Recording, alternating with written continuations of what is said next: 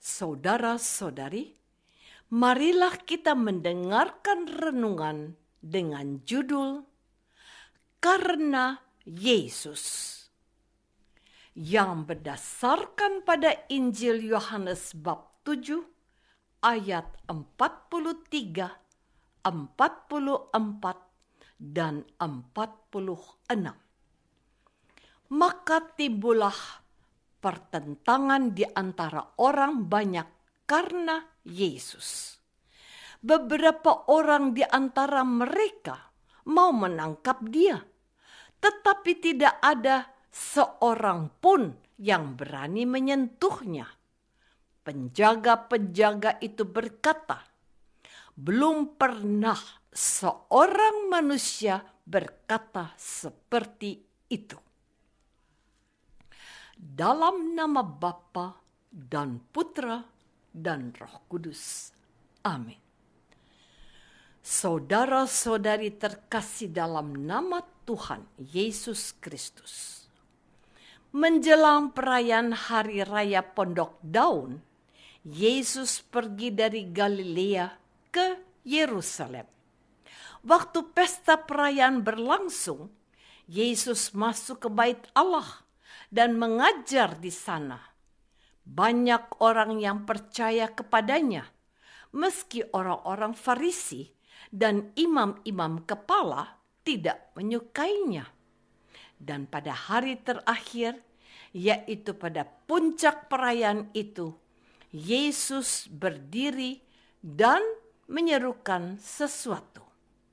Beberapa orang di antara orang banyak yang mendengarkan perkataan-perkataan seruan Yesus itu berkata, "Dia ini benar-benar nabi yang akan datang."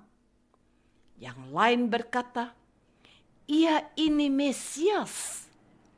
Tetapi yang lain lagi berkata, "Bukan, Mesias tidak datang dari Galilea, karena Kitab Suci mengatakan bahwa Mesias berasal dari keturunan Daud dan dari kampung Bethlehem, tempat Daud dahulu tinggal."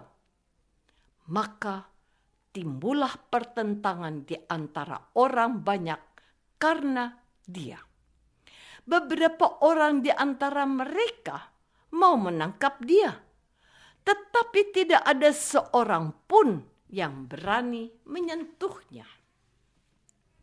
Saudara-saudari terkasih, maka penjaga-penjaga itu pergi kepada imam-imam kepala dan orang-orang Farisi yang berkata kepada mereka, "Mengapa kamu tidak membawanya?"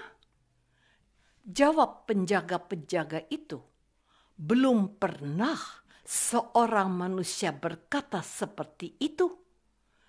Jawab orang-orang Farisi itu kepada mereka, "Adakah kamu juga disesatkan? Adakah seorang di antara pemimpin-pemimpin atau seorang di antara orang-orang Farisi yang percaya kepadanya?" Tetapi orang banyak ini tidak mengenal hukum Taurat. Terkutuklah mereka. Nikodemus, seorang dari mereka yang dahulu telah datang kepada Yesus, kemudian berkata kepada mereka, "Apakah hukum Taurat kita menghukum seseorang sebelum ia didengar dan orang mengetahui apa yang telah dibuatnya?" Jawab mereka, "Apakah engkau juga orang Galilea? Selidikilah kitab suci dan engkau akan tahu bahwa tidak ada nabi yang datang dari Galilea." Lalu mereka pulang ke rumahnya masing-masing. Saudara-saudari terkasih, dalam kehidupan sehari-hari, kita selalu berhadapan dengan perbedaan. Di keluarga, setiap anggota keluarga memiliki kegemaran sehingga seringkali sibuk beraktivitas masing-masing sesuai dengan kepentingannya.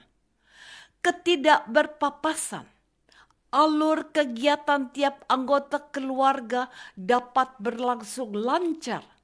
Namun, saat berpapasan, ada kalanya terjadi tubrukan kepentingan atau terjadi konflik antara anggota keluarga. Apalagi jika masing-masing bersikeras mendahulukan pemenuhan kepentingannya dan tidak ada yang mau mengalah. Adakah kerajaan surga dalam situasi hidup keluarga yang demikian? Yang ada ialah lambat laun anggota keluarga akan merasa depresi, buntu, ibarat tanda titik. Hidup rasanya berhenti di tempat dan tidak bisa mundur ataupun maju ke mana-mana lagi.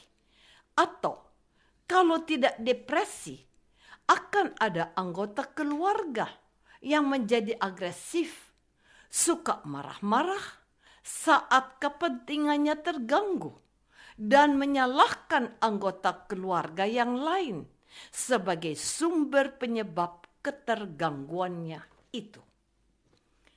Saudara-saudari terkasih, saat kita menghadapi pertentangan, entah itu pertentangan dengan orang lain maupun pertentangan antara persepsi kenyataan dengan harapan kita sendiri, kita biasanya merasa tegang, tidak nyaman, dan frustrasi.